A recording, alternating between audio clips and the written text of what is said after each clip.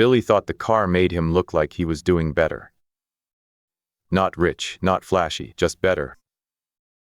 Better than the old version of himself, who had to hope the engine light disappeared on its own. Better than the version who parked far away, because the bumper was cracked. Better than the version who felt embarrassed when coworkers talked about their cars and Billy had nothing to say. So when the dealership handed him the keys, Billy felt something he had not felt in a long time. Relief. For about 5 minutes. Then the first payment came out. Then the insurance came out. Then gas was more expensive than he expected. Then registration showed up. Then a tire needed replacing. And suddenly the car was not just a car. It was a bill with seats. Billy did not notice the trap on the day he signed the papers. The salesman showed him one number, the monthly payment. And Billy did what most people do when they want something badly enough. He asked one question. Can I afford the payment? Not the total cost, not the insurance, not the maintenance, not what the payment would do to his savings, just the payment. And the answer was technically yes. That was the dangerous part. Technically, Billy could afford it.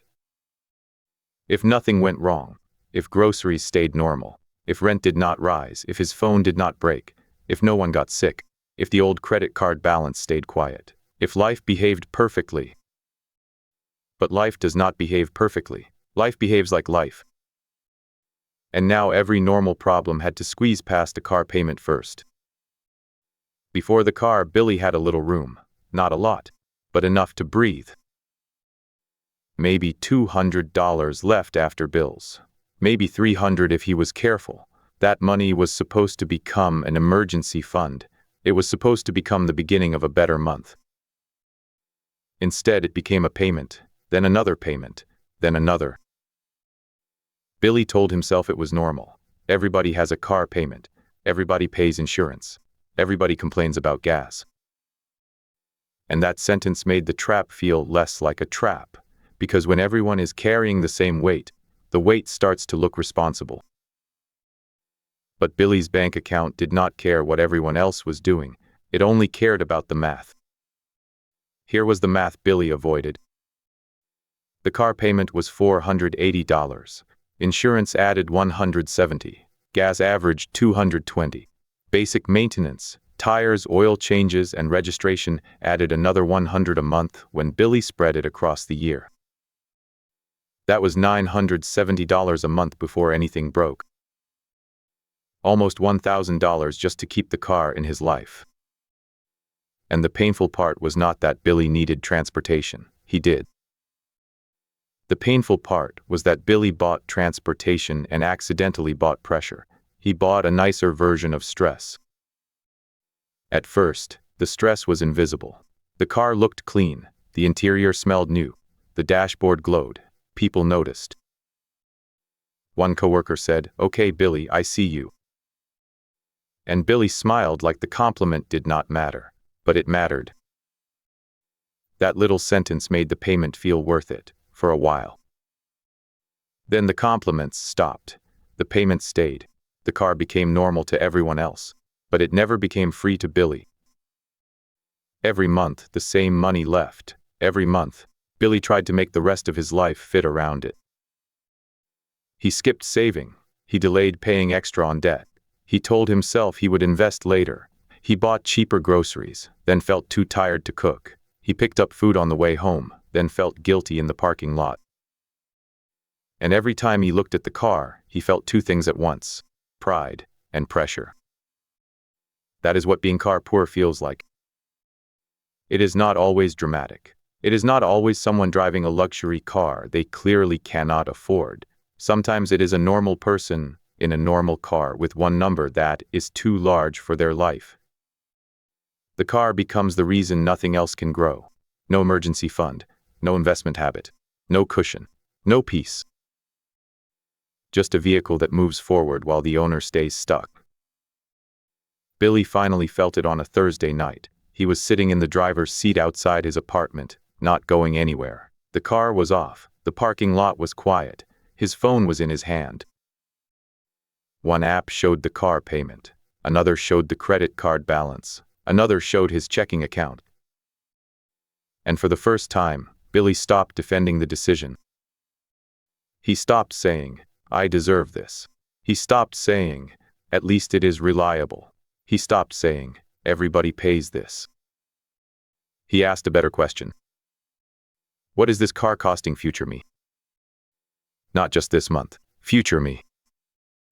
If Billy could free up even $400 a month, that was $4,800 a year. If he could free up $600, that was $7,200 a year. That was an emergency fund. That was debt progress. That was the start of investing. That was the difference between a surprise expense and a crisis. Billy did not need a perfect financial plan. He needed margin. Margin is the space between what comes in and what must go out. Without margin, every bill is a threat. Without margin, every mistake gets expensive. Without margin, a small problem becomes a credit card balance. And Billy's car had eaten the margin. So Billy made a rule. Not a rule for everyone. A rule for himself. Transportation had to serve his freedom, not compete with it. That meant he would look at the full monthly cost before any car decision. Payment, fuel, maintenance, registration, repairs, parking, everything. Then he would compare that number to his income and his goals. If the car made him look better while keeping him financially fragile, it was too expensive. That sentence bothered him because it was true. The next part was uncomfortable. Billy checked the value of the car. He checked what he owed. He looked at the gap. He did not pretend it was easy. Sometimes selling a car is not clean. Sometimes the loan is upside down. Sometimes there are fees. Sometimes you need the car for work. Sometimes the best move is not immediate. But the point was not to panic. The point was to stop lying to himself. Billy listed 3 options. Option 1, keep the car, but cut aggressively somewhere else until he rebuilt margin. Option 2, refinance or renegotiate only if the total cost actually improved and did not stretch the pain longer for no reason. Option 3, sell, downsize, and drive something boring until his finances caught up. For Billy, the answer was option 3. It hurt his ego more than his life. That was the surprising part.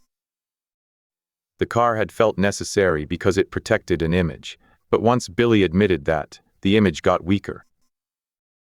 He sold the car. He did not replace it with a dream car.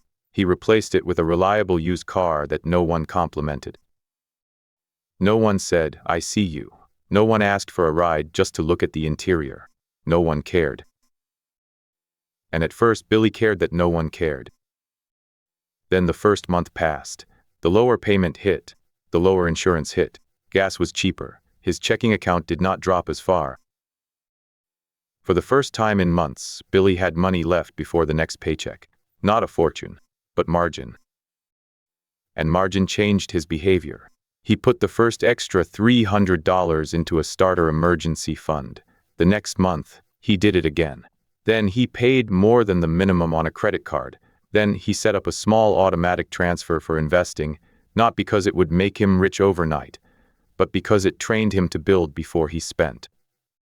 The boring car did not make Billy feel powerful. It made him feel lighter. That was better. Because a car can be useful. A car can be safe. A car can help someone get to work, take care of family, and live a normal life. The problem starts when the car stops being transportation and becomes proof. Proof that you are doing fine. Proof that you are not behind. Proof that you belong. Proof is expensive when you have to finance it. Billy learned that the hard way. He learned that a good financial decision is not always the one that looks impressive. Sometimes it is the one nobody notices. The cheaper car, the smaller apartment, the phone you keep another year, the grocery budget that actually gets followed, the quiet transfer into savings, the boring decision repeated long enough to change your life. Months later, Billy walked past his old kind of car in a parking lot. It still looked good. For a second, he missed it. Then his phone buzzed. An automatic transfer had moved money into savings. Another small amount had gone toward debt. His account was not huge, but it was not empty. That was new. Billy smiled because nobody else could see the win. No one compliments a lower payment. No one claps when insurance gets cheaper. No one takes pictures of margin. But margin is what lets a person breathe, and Billy was finally breathing again. The lesson was not that cars are bad. The lesson was that every payment is a vote. Every payment votes for a version of your life. Some payments buy freedom. Some payments buy convenience. Some payments buy survival. And some payments buy an image that quietly keeps you trapped. Billy had been voting for the image. Now he was voting for space. If Billy's story feels familiar, look at the full cost, not just the payment. This is educational and entertainment content, not personal financial advice. Your situation may be different, and big decisions like selling or refinancing a car should be checked carefully. But the question is still useful. Does your car help your financial life move forward, or does it only move you around while your money stays parked? If Billy's story feels familiar, subscribe. The next video is about the money trap most people do not notice until it is too late.